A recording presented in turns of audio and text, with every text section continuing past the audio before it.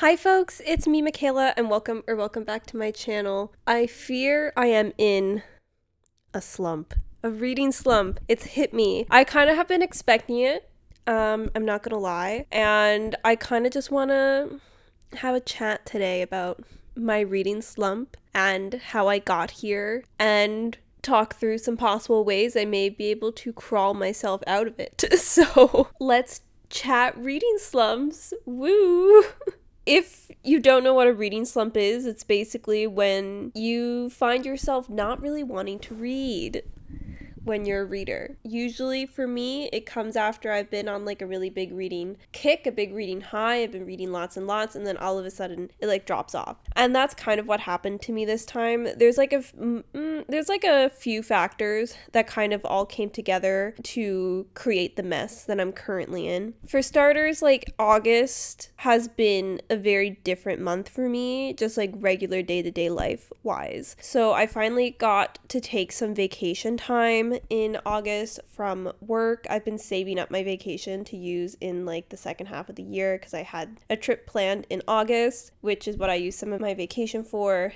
I have another trip coming up in like the fall, and then I wanted to save a couple days for Christmas if I could. Anyway, like whatever. I had a trip in August. So at the beginning of August, I took a trip, a little vacay, and it was to visit family. So it was 2 weeks, and I brought a book to read on the plane ride up, which I'll talk about in my reading wrap up next week, but it was a very good book. Read 200 pages of it on the plane, and then spent basically the rest of those 2 weeks reading the last 100 pages. The only thing that happened then, because usually what I would do when I go to visit my family, I like have a book that I read on the way up, and then while I'm there at a local bookstore, I'll buy a book to read on the plane ride home. The only thing is that on the day I was supposed to fly back to Montreal, there was an Air Canada flight attendant strike. So that made my 2-week holiday into a 3-week holiday, which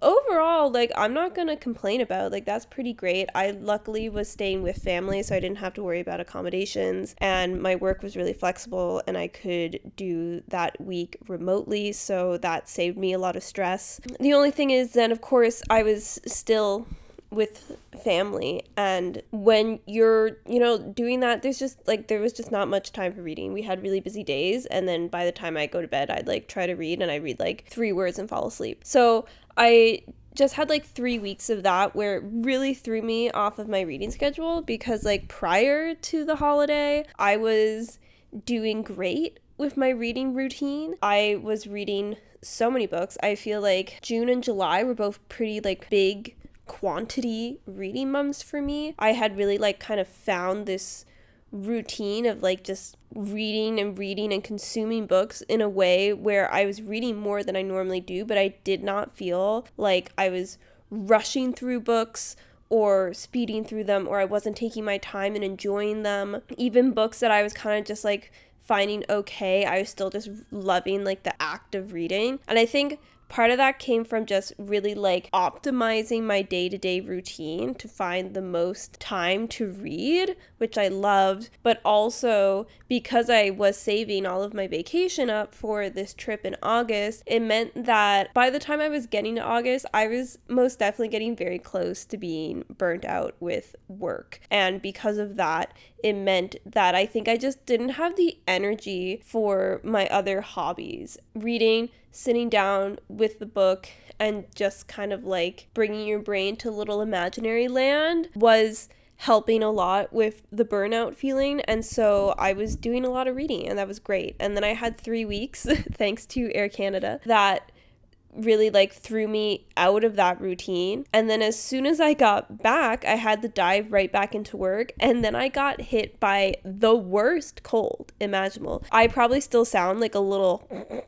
a little in the nose, a little but that like took me out then for another few days. And so I feel like today, now, basically the end of August, is when I'm finally feeling like I can get back into my reading schedule. However, now I don't know what to do with my reading. And so instead I have just kind of been in limbo. I need to like reignite my reading routine, which was difficult to do while being sick. So I'm hoping now I can like get back into it and find the time and like appreciate reading again. The only thing now is finding what to read. And this is where some other scenarios kind of come into play into this reading slump I find myself in. I had like a really good reading streak going on Fable too. I just haven't read anything the last couple days, so like that's gone. Because even at least when I was like on vacation, I was reading like 1 page a day, but I was reading every day.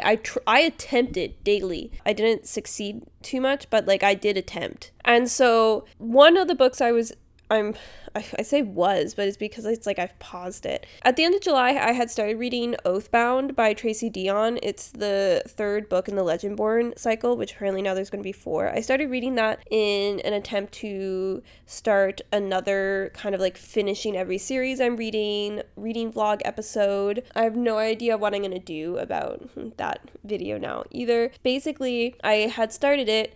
I read, I don't know, like I think I read the prologue and part 1 of the book, which is like a decent amount of it. It's like 100 or more pages for sure. The only thing is that it's like, that's a chunky book. I'm reading digitally on Libby, which like really warps my perception of like book length. So I was like reading it on Libby, then I had to go on vacation and I had no plans of filming while I was on vacation. I don't know why I thought I could read Oathbound that week before I had to go on vacation. I was so busy. I don't know what I was thinking. Like I was delusional, that's for sure. So I like had started that, only got like a third of the way through the book, and then I had to like pause because I had pre-films for all of my vacation, and then I didn't want to be filming while I was on vacation. I was on vacation. I didn't want to be bothering it. I didn't want to be doing a reading vlog while I was on vacation, and like I didn't want to bring stuff to film and all that. So I just didn't. And of course then it got extended, so then I didn't have a video last week.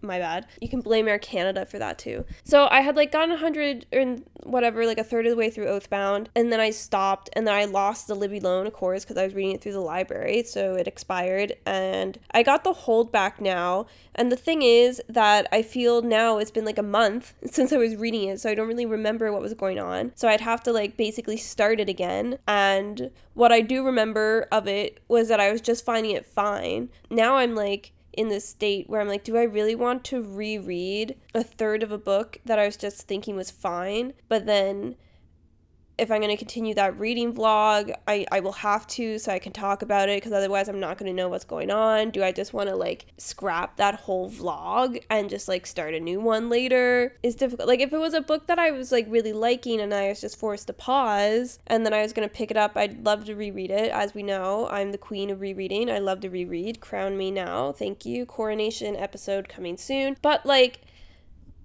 it wasn't. Honestly, like the prologue of Oathbound, from what I remember, was just me like suffering.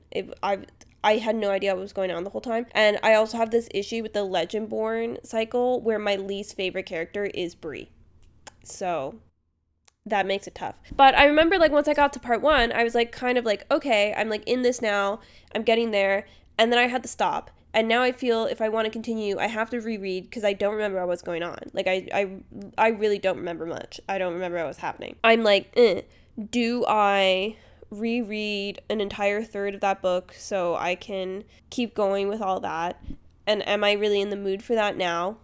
Not really. I kind of want to read something else. So then I'm like, well, what else could I read? Well, I did, as I said, like I do when I'm on vacation. While I was there, I went to a local bookstore and I bought a book, and that was The Idiot by Elif Boughtonman. And I started reading this on the plane home, and I have like, again, I'm like a third of the way through this book. Then I got home and I got sick. And the thing about this book is that it's like, it's good and it's like pretty funny and like witty. I'm liking it. The thing is that it feels like big brain energy to read. Like I feel like I need to be on to read it. And one thing about when you're sick and you're dying and you have a fever, things you can't be doing is reading big brain books. So then I haven't been reading that now for like a week, and I feel like I'm not at a mental state of stability here yet, because there's just so much congestion between my earlobes my earlobes, between my, what? Oh my God. Guys, am I okay? There's just still so much congestion in my head that I just don't think I would get what I want out of this book if I keep reading it now. Which means that I'm now in the middle of 2 books that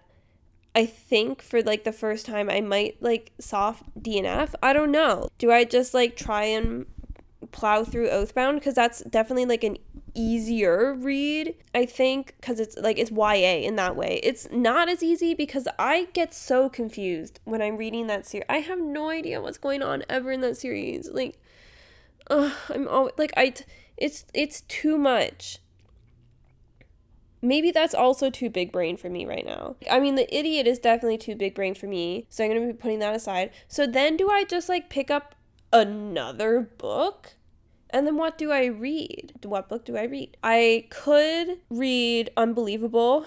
It's the 4th Pretty Little Liars book. That's like a really short teen chapter book mystery, you know, drama, teens. I'm doing a reread of that with my bestie, and she's already read it, so I'm like behind. So I do need to read that. That could be like an option of something that maybe could like jumpstart and get me back into it. I just like I don't have any strong feelings towards books right now, and that's what's making it difficult. Another option is I could reread Quicksilver. I bought myself a copy of Quicksilver. It came in the mail while I was on vacation. It's like the new cover, but it's like the one that has like the shiny silvery edges, which I really only got because for some reason on Indigo, the like, what is it called?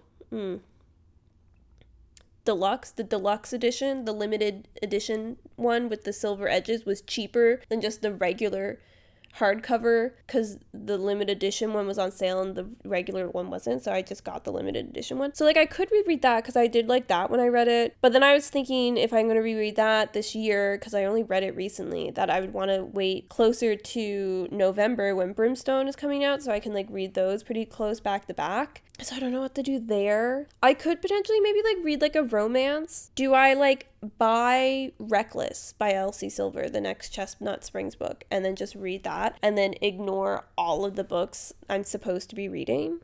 An option. Yeah, God, I just like don't know. I was like, I'm struggling with the slump. I'm struggling with the slump because usually I'm very like I'm not a super mood reader. Usually I kind of have general ideas of what I want to mood read, like, oh, I'm in the mood for fantasy, or I'm in the mood for no plot, just vibes, or whatever. But also for the most part, like, I'll just pick up a book and then I'm like, just by reading it and getting into it, once I'm in it and I'm good. But I just like now I'm in the middle of 2 books. I haven't picked them up in a while. I'm in it, but I'm not in it. And I'm like, how do they're stuck in the middle with you 2 books, you know? Like, this is not fun for me. I don't know what to do.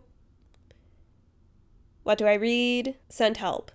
Basically. I mean, I'll get out of it. I think like once I feel fully healthy again, and I also am back in the office, I bring my book with me to read at my lunch break like I always do, and then I look forward to reading it because it's like the time I have to read. I'll get back into reading. I'll get out of the slump. I'm not worried about that. I think it's totally normal to have a reading slump because nobody's going to be in love with their hobby every day for the rest of their life. Okay? That's just not reality. But yeah, there we go. That's kind of like my slump predicament. I think I'm probably just gonna have to move on to a new book and then revisit the 2 I'm in the middle of at some other point. Because I think that's my big problem, is that I feel like I'm in limbo trying to solve my problems by convincing myself I should just power through or something, but I don't want to power through. I don't want to power through my books. I want to like my books. So I think I just have to move on, and in the meantime, my Fable and stuff is just going to say I'm currently reading like 17,000 books when normally I am reading 2. It used to only be 1. I only recently became a 2 books at a time kind of gal, but like now I'm putting books down and starting new ones. Like, it's becoming chaotic over here for me. I'm a new person. I'm a brand new gal. What's happening to me? Nobody knows. So yeah, there we go. I'm in a reading slump. It's not fun, but I'll make my way out. I'll dig myself. Wait, no. If the slump is down, I can't dig myself up. I'll build a ladder or something. Get out of the hole. Maybe I'll just fully get like a catapult myself out, do a little like put on a helmet, climb into a little cannon, shoot myself out of the hole towards a book. I don't know. I'll figure it out though. I'll get there. But for the meantime, this is just kind of what I wanted to talk through today. I just wanted to rant about my weird book slump predicament. This is like a new one for me. Usually it's like I finish a book and then I just start reading really slowly during my reading slumps. For me, it's weird to be like in the middle of books, softy and effing them and then not knowing what to do. This is like a very new kind of reading slump feeling for me. And it's just like a series of unfortunate events that led me here. There we go. If you happen to like the video, make sure to give it a like, give it a thumbs up. Happen like me, consider subscribing. I'd be happy to have you. Do let me know down below, how often do you have reading slumps? Have you ever had a reading slump? What do you do to help yourself get out of a reading slump? I think the best thing to do is work through it, not against it kind of thing. I feel like I'm just gonna have to ride this one out. I'll just keep trying different things until I figure out what works. But do let me know your own thoughts on reading slumps down below. And with that, I hope you're having a wonderful day today, and I'll see you in the next one. Bye-bye.